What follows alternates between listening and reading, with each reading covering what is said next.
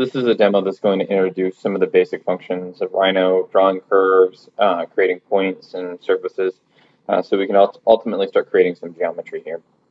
So the way that Rhino is structured is you start with points, points inform curves, curves inform surfaces, surfaces inform volumes. So there's a hierarchy to how you want to generate your geometries. And so that is important because it informs how you can start to approach the generation of the geometries you're trying to create. So for one of our assignments, I told the students they need to actually start to look at and create an object of some personal value. So I'm going to quickly model a mug. So what we're going to look at here is, in terms of looking at some of the basic geometries, we need to synthesize a curve structure to this. First I'm going to create a center for this, so we have some way of measuring that. And so this gives us a center point for all the geometry to generate. I'm going to create a circle around that. I'm just going to click, and the base of the mug that I'm designing around is going to be, we're going to say, is 2 inches in diameter, or has a 1-inch radius. If you come over here, you can see in the command line, we can switch back and forth between those parameters. So say if we want to enter in the diameter, we can just say 2 inches, and it'll automatically create that. And you can see, because I have my grid snaps on, that each one of this is a 1/4-inch grid. We create a 2-inch base. And I have my object snaps on, so I'm snapping to that point. And the top of my mug, I'm going to say, is going to be 3 inches in diameter. So we have those geometries. So I'm going to be zooming out, double-clicking on these to change my viewport back to the 4 view, and then I'm going to select this ring and going to one of the right or front views, which is essentially perpendicular to the top view. I can take this and I can either drag it, and I have my snaps on here, so I'm dragging to that geometry. You see it doesn't change in plan, but in our perspective view, we actually start to see that transition. Now, for what I'm wanting to do, I'm ultimately going to want to create a mug that's going to have some contours to it, so I'll show you a couple different techniques to produce that.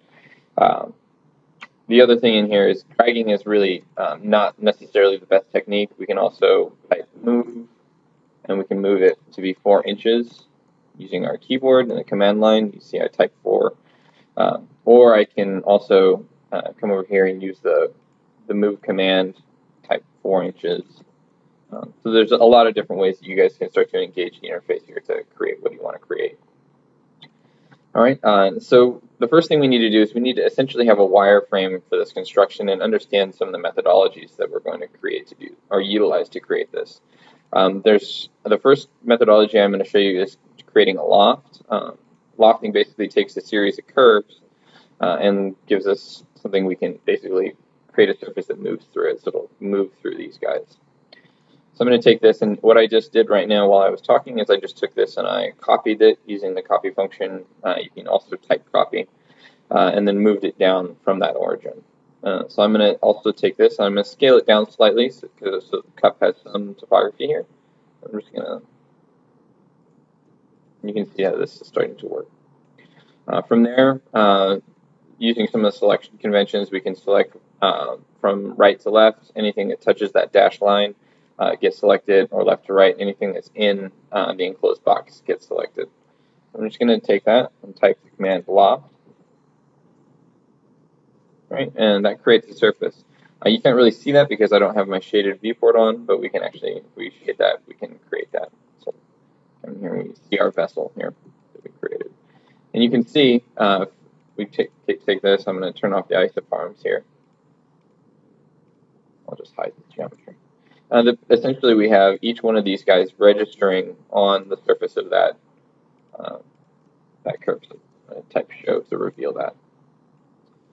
All right, and so you can see how that loft works. Now, this actually has no thickness, and so that becomes problematic if you want to do something for 3D printing, or you want this to appear and render and have thickness. So what we're going to do here is I'm going to run a command called OffsetSrf, or OffsetSrf. And then we have a bunch of options here. We can flip the direction in which that's going to offset. We can choose to make this solid, which is important if we want to make this something that actually has a thickness.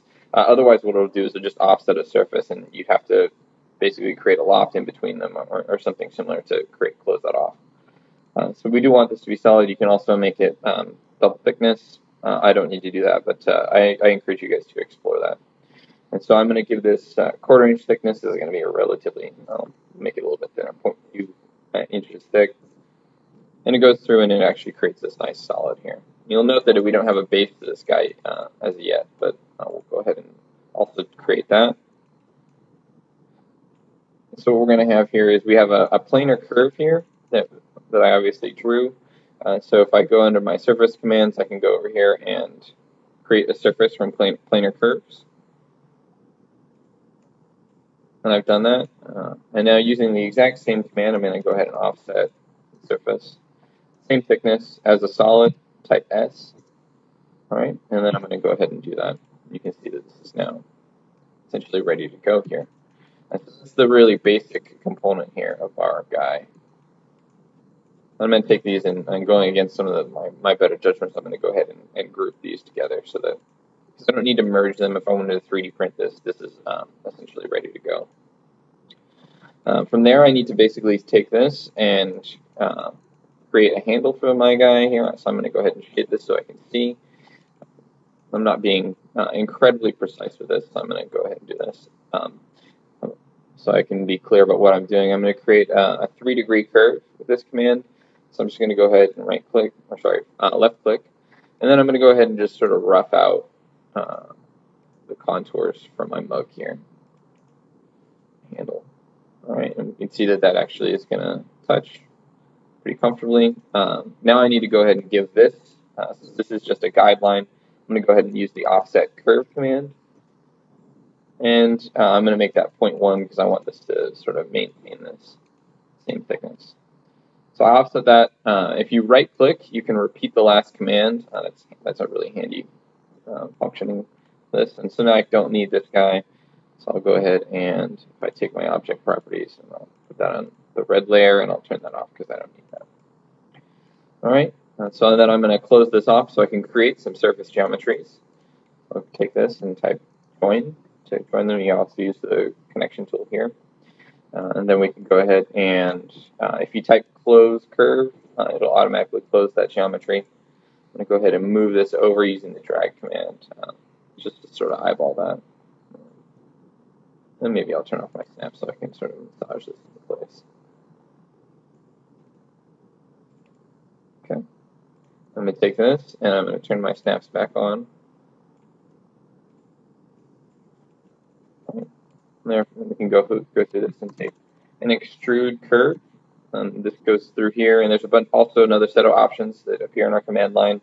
You can change the direction of this by going like that, and then it'll obviously control some of that. You can, I like the direction it was working in. You can have it go both sides or single-sided. I actually want to go both sides because I want this to be symmetrical. And you can tell it's a cap. That will actually, if you don't tell it to cap, I'm going to go through here. We zoom in, you can see here that it doesn't actually have any caps on this. And if you forget to do that, you can always type the cap command. In the command line, it'll just cap objects where possible. Okay. I'm going to go ahead and extrude curve again. I'm going to go ahead and turn on my caps, and I'm going to go 0.1 because it's going to do it on both sides. Have a nice little guy here. When we zoom in, we can see that we're actually inserting ourselves into that geometry, which is not obviously how a mug is going to be constructed. So I'm going to take this and I'm going to go ahead and rotate this so slightly out around. Go back in. Now you can see it's not piercing the interior of our cup. All right. So now this is essentially a 3D construction that we can take. And I'm going to take this and ungroup first, and then I'm going to regroup it together. So now this is all together. All right, so we can just do a quick render.